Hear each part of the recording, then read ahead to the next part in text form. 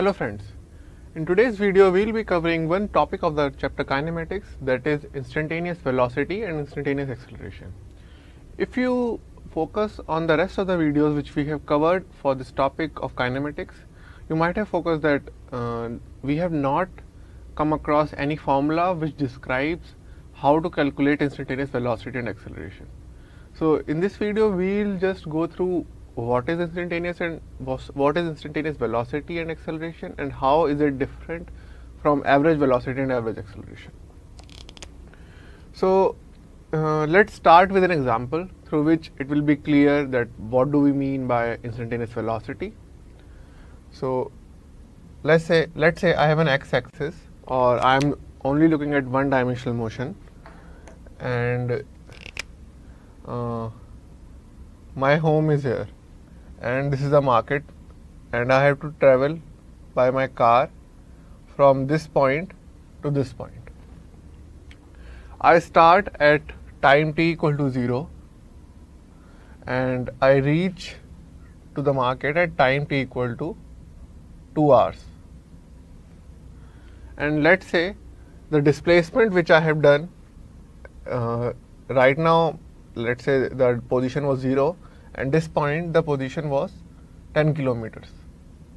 So overall I can calculate that the average velocity was net displacement, which is 10 kilometers, and because we are only talking about x direction, so we need not write the direction or I cap for that, and the total time it took was 2, so it is 5 kilometer per hour. So that was the average velocity, which is calculated by taking into account what was the displacement my car traveled and what was the time taken by the car. But in actuality, in practical situations, when I left my home and I went to the market, in between at some point there was a traffic light. So let's say there was a traffic light at this point. At this point there was a speed breaker, due to which I had to reduce my velocity, and the car was very slowly moving. And at this point there was some highway, so I was moving at a very fast velocity. So you can see that from time t equal to 0 to time t equal to 2 hours, in between I changed my velocity many number of times. And overall, when I am looking at the average velocity, it does not take into account what was the velocity in between at different points in time.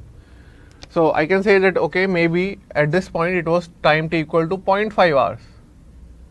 And what was my velocity at time t equal to 0.5 hours? So I am only considering the velocity not for an interval but for that particular moment in time. That's why we call it as instantaneous velocity, because only we are looking at and only we are concerned at is the instant of time which we are talking about. So velocity at t equal to 0.5 hours, because it was a traffic signal, so I can say that it was 0. And similarly, let's say it was time t equal to 1 hour. So at this point the velocity was something which I don't know, and at a highway the velocity was much more than 5 kilometer per hour. So at this point, because it was less than 5 kilometer per hour, at this point also it was less than 5 kilometer per hour. On the highway it might be 10 kilometer per hour, but I'm not taking into account all those things when I'm calculating the average velocity. So now I think you have understood the concept of the instantaneous velocity, that whenever we are talking about the velocity at a particular instant of time, then only we are talking that, okay, this is the velocity at that instant, while whenever we are talking about the velocity for an interval of time, we are concerned with the average velocity. So let's now go into a little bit of theory to find out how can we calculate or how can we take use of this instantaneous velocity.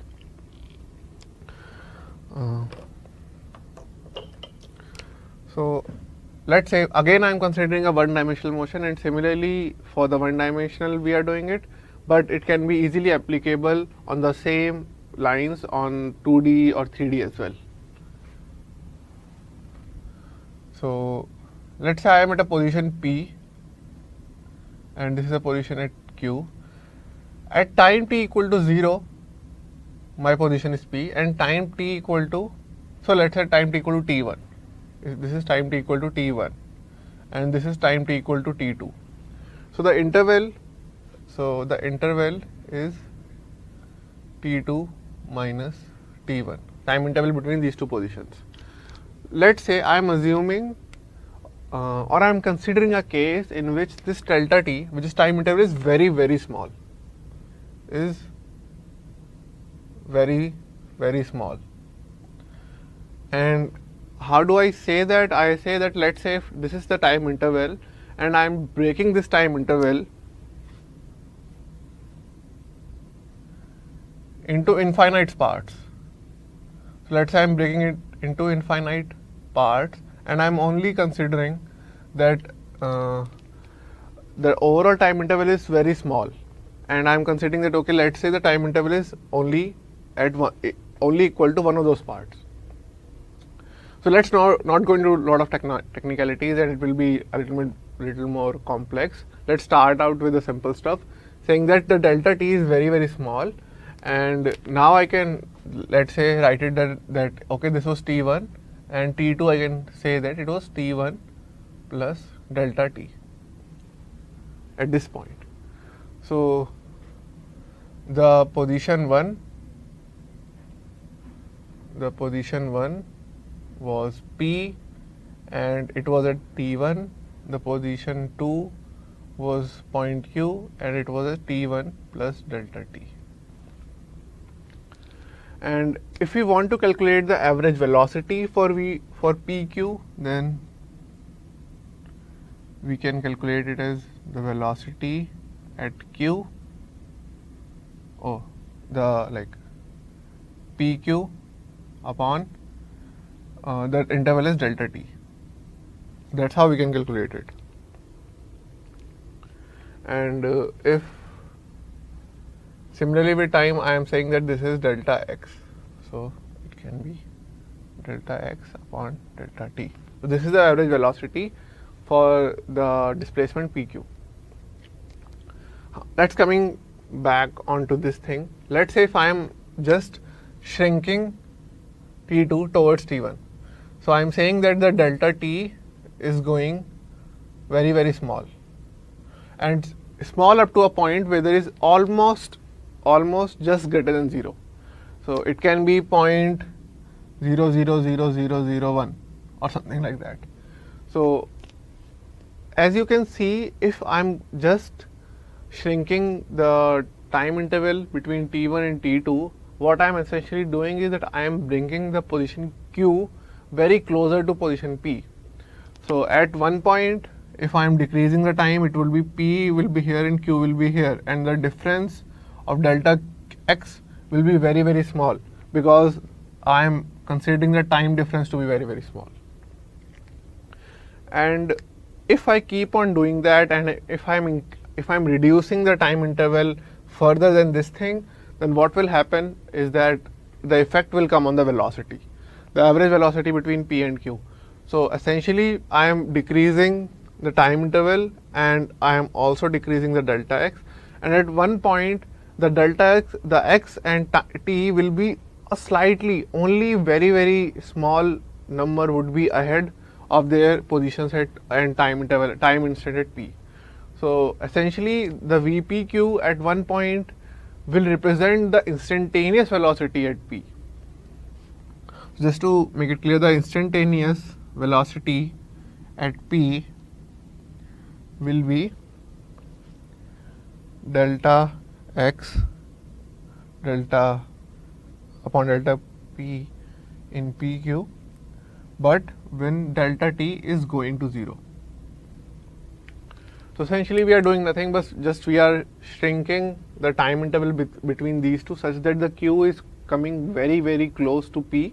So essentially, at one point the average velocity will become the instantaneous velocity of p, and we can represent it like this, or we can say that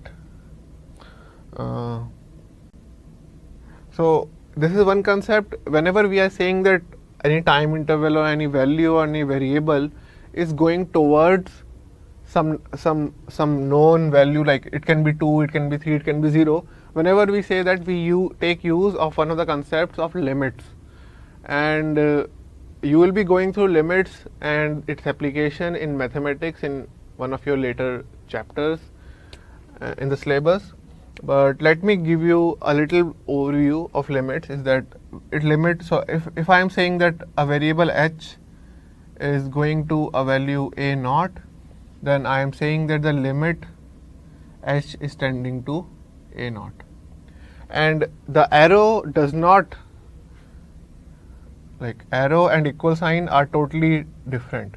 So arrow means that h is not equal to a naught but is very very very close to a naught, and I can use this thing there as well. So essentially I can rewrite this in this term, that limit delta t tending to 0 and delta x upon delta t. So this expression for instantaneous velocity at p represents that it is delta x upon delta t, where delta x is the displacement taken from p, delta t is a time interval which starts at p, and the limit which we have put at this expression is that delta t is very very small and it's tending to 0. I am again and again saying tending to 0 because the word tending to means that it is not equal to, but it's just almost equal to, like it's going very very very close to that value. So further going ahead in limits and using one of the concepts which we will be learning in mathematics in one of the later chapters in the syllabus, is that whenever I am writing this, I can define that this is essentially dx by dt. So the expression dx means x is very small and it is one of the infinite parts of that thing. So it is very very small, so we can generally call it as infinitely small. And similarly for dt. So the instead of delta instead of delta x, whenever I am writing dx, it represents this notation. So now I can say that the instantaneous velocity at p is essentially dx by dt, and dx by dt is the differentiation. So basically I am differentiating the x with respect to time. So that is how we say it, that I am basically, it's a differentiation of x with respect to time. Differentiation means that I am taking out the difference of x at that particular moment in time. And so there are a couple of very important results related to differentiation which you would be playing with a lot later in the mathematics chapter, but right now because you have not learned it and you will be using them again and again in this chapter, and for calculating instantaneous velocity and acceleration, it will be really important to just go through some of them.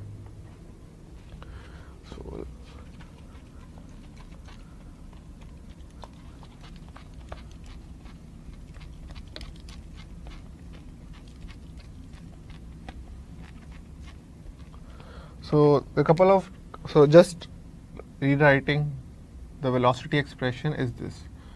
So essentially this is nothing, it is, so if you compare that, it's quite similar to what we wrote in the initial thing, that it's the displacement, that is change in position, upon the change in time, that is a time interval. But I have written delta initially, but I have replaced it with d because just I am talking about the differentiation of the instantaneous point in time and instantaneous point in position. So couple of formulas or couple of thumb rules. So one is that d by dt of a constant is 0. That means I am saying that x is constant, and that makes sense because x is constant. It means that I am not moving at all, so my velocity should be equal to 0. The second is that let's say x is equal to a into u, where a is constant and u is a function of x. Then I can write the velocity as a into du by dx, because u here is a function of, sorry, du by dt, because u is a function of x or u is a function of t, sorry, yes, because I am differentiating with respect to t, so the function which is in the numerator has to be a function of t, otherwise I would not be able to differentiate it. So x is constant with respect to t. So let's say if x is only a variable of x or some other thing, then it might not be able to be differentiable with t. The other is, similarly, if I am writing that x is equal to u plus v, where u and v are functions of t, so like let's say it's v naught, so I can write the velocity as du by dt plus dv naught by dt. And these are some of the rules which you will be using, but primarily how to use dx by dt. So right now it will be essential to just remember one formula which says that if x is t to the power of n, that is x is a function of t, but I am just representing one kind of function. So if x is equal to t to the power of n, then the dx by dt expression will be n into t to the power of n minus 1. So this is a very, very, very important expression. Just remember it, and we'll be doing one question right now, through which it will be more clear that how are we using the whole concept and this formula and these things to find out the instantaneous velocity and instantaneous acceleration. So we only discussed about instantaneous velocity, but instantaneous acceleration is like almost the same, except that instead of delta x, we'll be writing delta v, and the instantaneous acceleration would be dv by dt, where v is the velocity and t is the time. So let's do one question, and let me erase this part.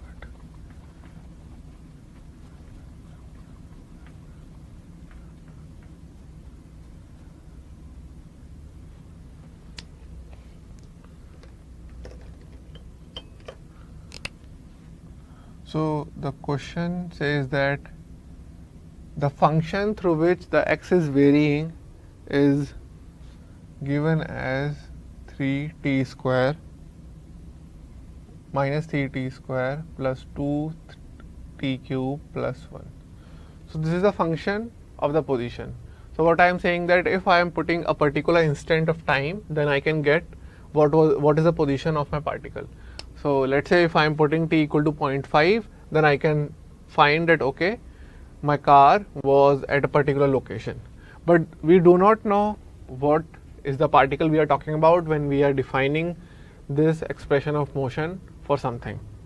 So we just cannot relate it to every other thing. So it's given for a specific motion, and we are not concerned about it because we are not trying to draw it or do anything right now.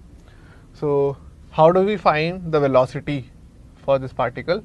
And the velocity we will be finding, because it will be a function of t, so it will give us an expression, and to find out the velocity at a particular instant, we will be putting some value of t depending on what instant we want the velocity at.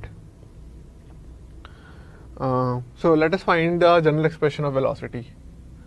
So the velocity general expression, and let us use this formula. So it's dx by dt, and so we'll be using two concepts. First is this one, u plus v naught, because it's a sum of different functions, and second is this primary formula. So let us apply it on this thing. So it will be d by dt of minus 3t square plus d by dt of 2t cube and plus d by dt of 1. Now see this thumb rule that d by dt of a constant thing is 0. So this will be 0. And for these we will be using the second thumb rule that a into u, and the constant part is a, so it can be taken out. So we can take out minus 3 and 2 from these two expressions.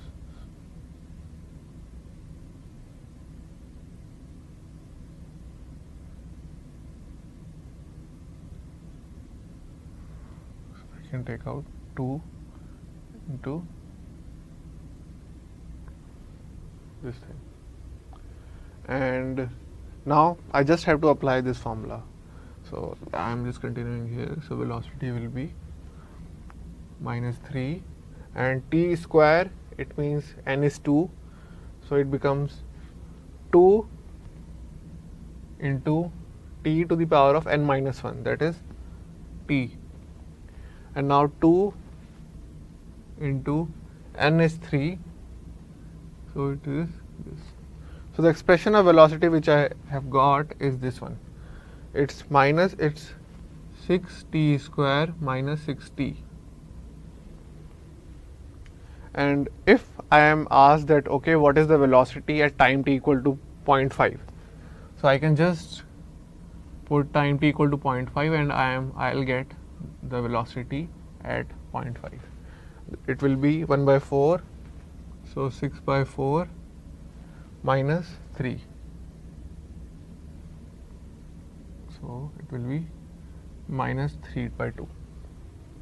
Similarly, if I am asked that what is the time at which the velocity is 0, so we can just put v equal to 0 here and we can find out the time at which it should be 0.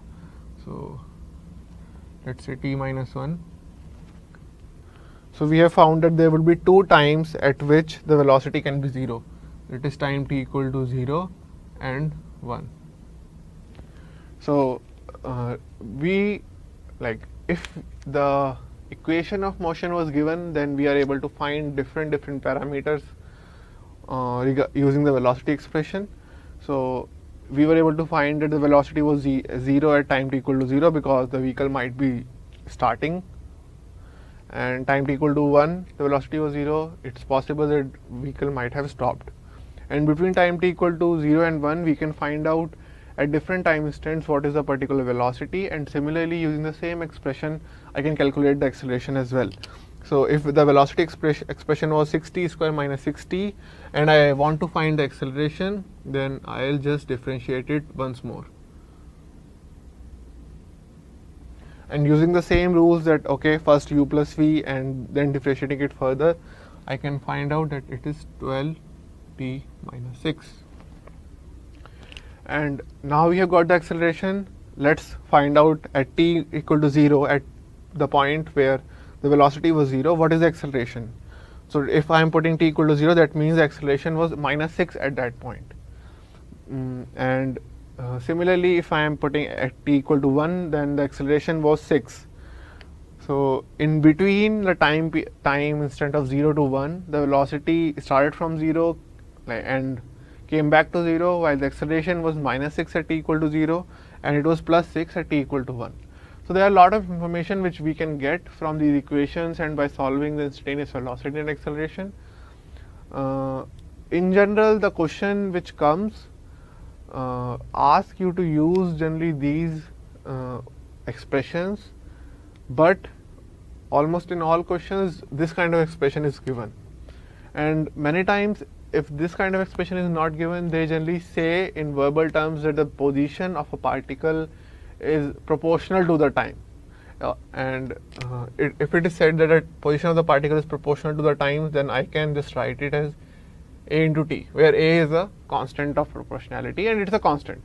And if I am saying that the position is dependent on the cube of the time, then it can be a into t to the power of cube. Similarly, I can write it as that it is inverse to the time, inversely proportional to time. So in this case, my n, so I can write this thing as a into t to the power of -1. So that means my n equal to -1, and if I am differentiating this expression, then it will become 1 -1 into a upon t cube, that is t to the power of -2.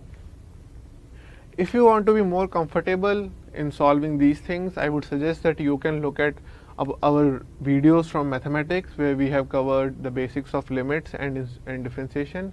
I would also suggest that don't go deep onto onto the concepts of those chapters, because those are those things which we'll be covering in the later part, and I think you don't need to know all about those chapters right now, and just know what is sufficient to solve the problems in kinematics.